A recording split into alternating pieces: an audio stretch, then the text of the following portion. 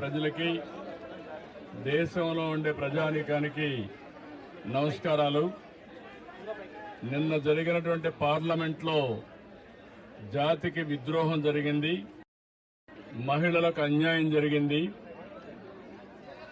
నిన్న భారతదేశ చరిత్రలో ఒక బ్లాక్ డే.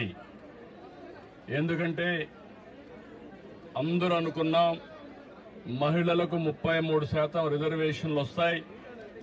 చట్టసభల్లో ఎన్నో రోజుల నుంచి ఇది పెండింగ్లో ఉంది.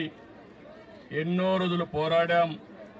ఇప్పుడు తొందరలో చట్టసభల్లో, అటు పార్లమెంట్లో, ఇటు అసెంబ్లీలో, కౌన్సిల్లో 33% మహిళలను చూస్తామని ఆశపడ్డాం.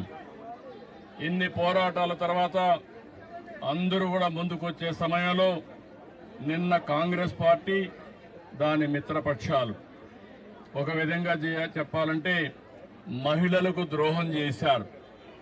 ఇది జాతి విద్రోహం.